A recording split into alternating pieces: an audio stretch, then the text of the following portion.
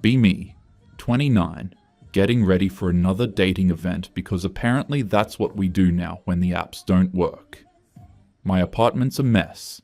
Makeup everywhere, 3 outfit changes scattered across my bed, half-empty wine glass on the dresser. My friends Jess and Amber showed up an hour ago to get ready together because we're not going to this thing alone like desperate weirdos. Pass me the eyeliner, Jess says, leaning into my bathroom mirror.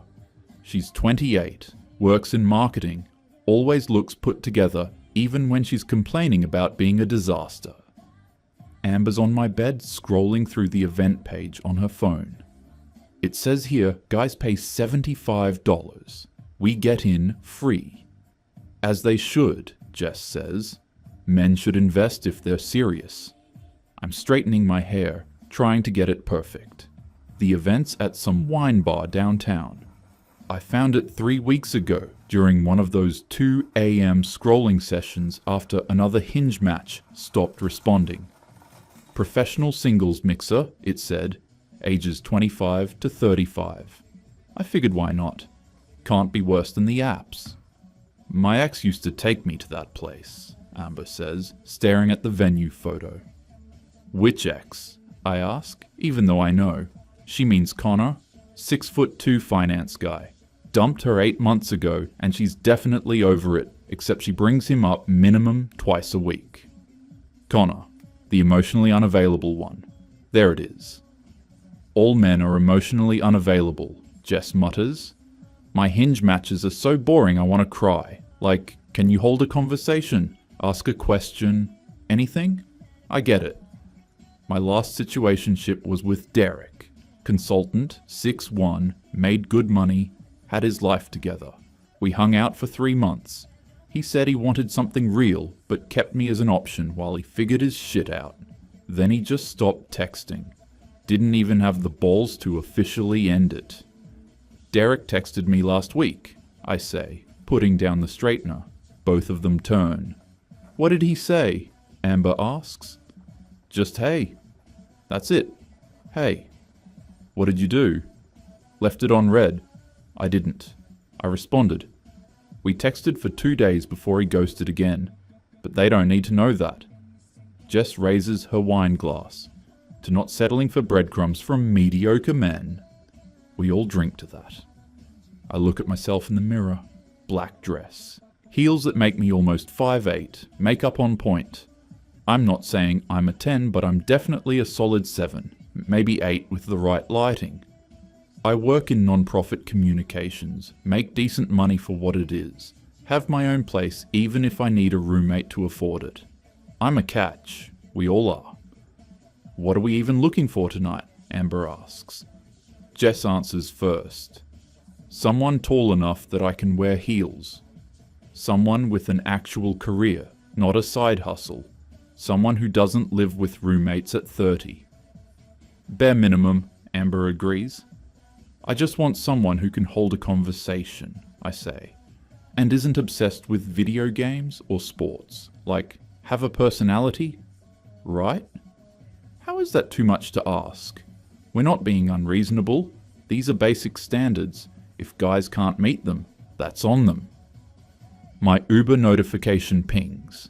7 minutes away. We do one final mirror check. Jess takes a photo of the 3 of us, but nobody posts it. We'll post later when we're actually at the event, make it look fun and spontaneous. The Uber drops us off at 7:45. Event started at 7, but we're not showing up right on time, like we've been waiting by the door. There's a check-in table outside. A guy's paying as we walk up. He hands over his card. The woman at the table says $75, and he doesn't even flinch. Another guy behind him looks at the price, and I see him hesitate. We give our names. You 3 are on the list, you're all set, go on in. Free entry, the way it should be. As we're walking in, I notice 2 guys walking out. One says to the other, "Dude, I don't know about this." "Why are they leaving already?" I ask. "Event just started." Jess shrugs. "Probably couldn't handle the competition." We walk inside. Music's playing. Dim lighting, exposed brick walls, high-top tables everywhere. I scan the room. About 40 women, maybe 30 guys. Not bad ratio. Then I see him. Tall. Really tall. 6'3" easy. Standing near the bar, nice watch, good clothes, phone in his hand. He's got 4 or 5 women already hovering near him, laughing too hard at something he said. "Oh," I say. Jess follows my eyes. "Yeah, him?" We head towards the bar and order some more wine. The bartender's busy, takes a few minutes. While we're waiting, a guy approaches. "Hey, I'm Mark," he says. Smiling, genuine. Navy blazer, clean cut, nice watch. Maybe 5 to 10. "Is this your first time at one of these?" I glance at him. Do the math in 2 seconds. Not tall enough. Seems fine, but nothing special. "Yeah, I actually need to find someone real quick," I say. "Oh sure, maybe I'll catch you." I'm already turning back to Jess and Amber. We get our drinks. I watch Mark walk over to another woman near the bar. She's scrolling her phone. He says something. She responds without looking up. "Thanks." That's it. He stands there awkwardly for maybe 5 seconds, then moves on. Something about it makes me uncomfortable. I push the feeling down. We migrate toward the tall guy. "Brandon," I hear someone call him. 6 women around him now, all vying for position. "So what do you do in finance?" one asks. Asian girl in a cute dress, trying hard. "Private equity," Brandon says. Doesn't elaborate, checks his phone. "Oh wow, that must be so interesting." "It's fine." That's it. The girl waits for more. Nothing. But she doesn't leave. Another woman tries, blonde, laughing too hard at something he said that wasn't even funny. "I love your watch. Is that a..." "Yeah, just yeah." She's still smiling, still standing there. I watch this for a few minutes. He's barely trying and they're all still there, fighting for scraps of his attention. Amber leans over. Look at him. So desperate. "Right," I say. Like, have some self-respect.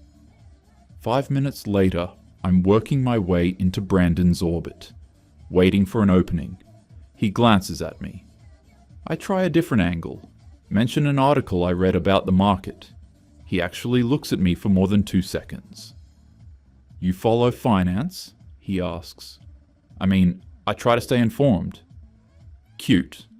The way he says it feels like an insult, but he's smirking. I count it as progress. Jess texts the group chat.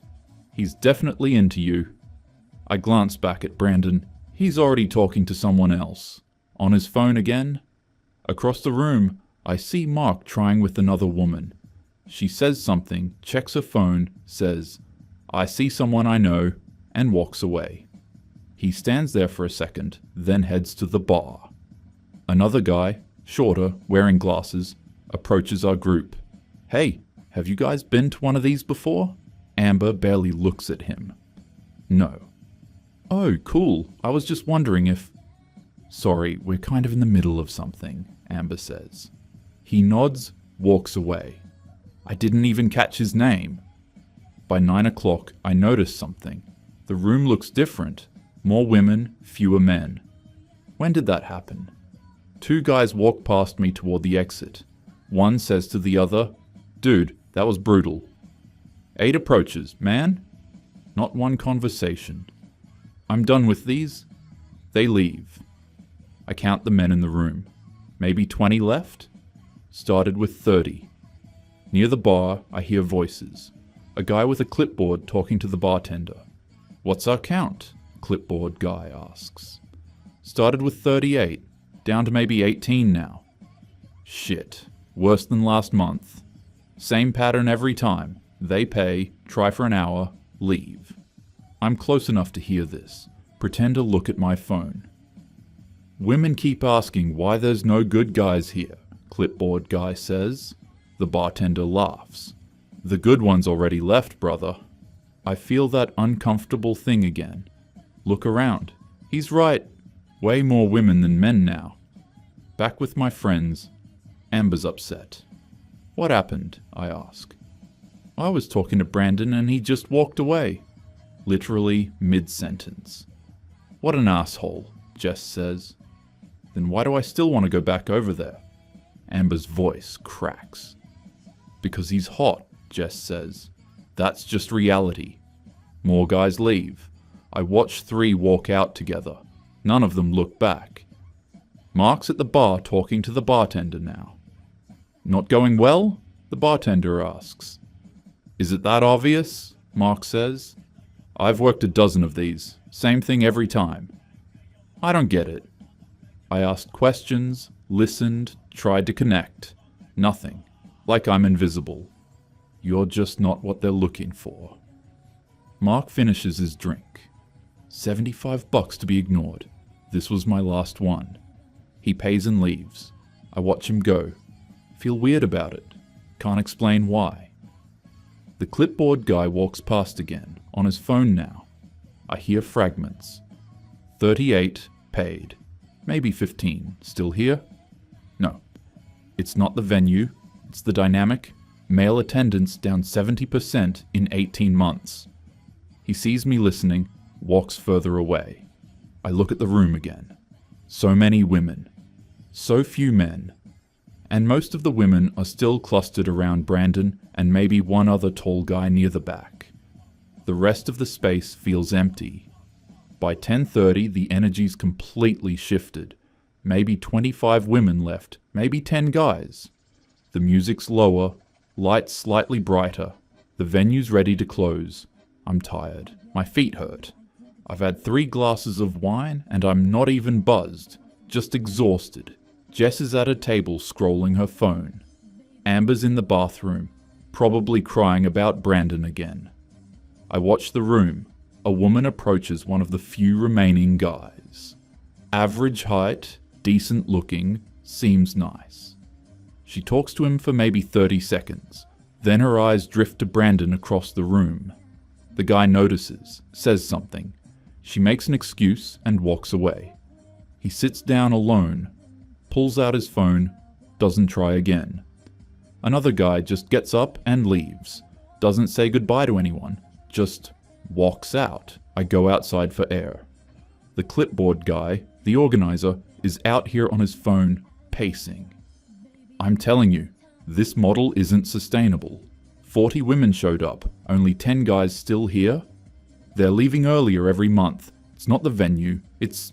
He sees me, stops talking, moves further down the sidewalk. I go back inside. Brandon's getting his jacket. A woman follows him. Wait, are you leaving? Can I get your number? Brandon doesn't even stop walking. Nah, I'm good. But we were talking earlier and I thought... He turns, looks at her. Cold. Look, I have a girlfriend. I just come to these when I'm bored. Ego boost. He walks out. The woman just stands there, humiliated. Jess saw it. Are you freaking kidding me? Amber comes back from the bathroom, eyes red. What happened? Brandon has a girlfriend. He was just here messing around. Amber's face crumbles. What? 3 hours. We spent 3 hours competing for a guy who was never available, who was just bored. The organizer makes an announcement. Hey everyone, we're wrapping up. Thanks for coming out tonight. His voice sounds defeated. The remaining guys are at the bar, not even trying anymore, just drinking.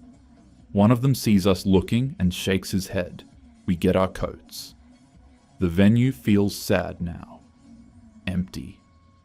Outside, waiting for our Uber, I see the organizer locking up. He looks exhausted. How'd it go? His friend asks. Terrible. Started with 38 guys. Finished with 8. Can't keep doing these. We get in the Uber. Jess and Amber take one car. I take another. I need to be alone. I stare out the window. Think about Mark. Can barely remember his face, but I remember dismissing him in 15 seconds. Think about all the guys who left early, the ones who tried and got nothing. Think about Brandon, who barely tried and had women competing for him all night. who had a girlfriend, who wasted everyone's time. Home. I take off my makeup, change into sweats, lie in bed. My phone buzzes. Email notification from Jake Martinez, Singles Mixer Events. Subject, important update about future events. I open it. Hi everyone. Due to declining male attendance and feedback from participants, we are suspending Singles Mixer events indefinitely. Over the past year, male attendance has dropped 71%. Exit surveys indicate most men feel the events don't provide value for the cost and effort involved. We tried adjusting formats and pricing, but the pattern remained consistent. Thank you for your support. I read it twice. 71%. I think about Mark saying $75 to be ignored. Think about the guys leaving throughout the night. Think about me and Amber and Jess and every other woman there, all chasing the same two guys. My phone buzzes again. Group chat. Jess. Tonight was a waste. Amber. No quality guys there. Jess. Brandon was such a dick. Kinda want him though. Amber. Where are all the good men? I stare at that message. Where are all the good men? They were there. Mark was there. That guy with glasses. The one who tried to talk about travel. All the ones who left early. They were there. We just didn't see them. I type. Maybe they left because we ignored them. Stare at it. Delete it. Type. I think we might be part of the problem. Delete that too. Send.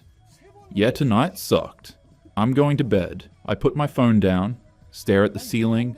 I know something shifted tonight. Not sure what to do about it. But whatever. At least I still have options, so decided to forget about it and enjoy my weekend. 3 weeks pass. The uncomfortable feeling fades. Life goes back to normal. I delete the dating event email. Stop thinking about Mark. Stop thinking about that night. It was just one bad event. Doesn't mean anything. I'm back on the apps. Back to brunch with the girls. Back to complaining about boring guys who can't hold conversations. Back to normal. Monday morning rolls by. I'm at the office early, preparing for the donor meeting. My non-profit needs this partnership badly. Tech Forward Solutions is considering funding our youth literacy program. My boss Rachel briefs me. They're sending their community outreach lead and a few team members. Be professional, emphasize impact metrics. I nod, arranging folders on the conference table. The door opens. 3 people walk in. The guy in front extends his hand to Rachel, then he turns to me. It's Mark. My stomach drops. Sarah, right? His voice is professional, polite. Nothing in his expression gives anything away. Yeah, hi. My voice sounds strange. Rachel doesn't notice.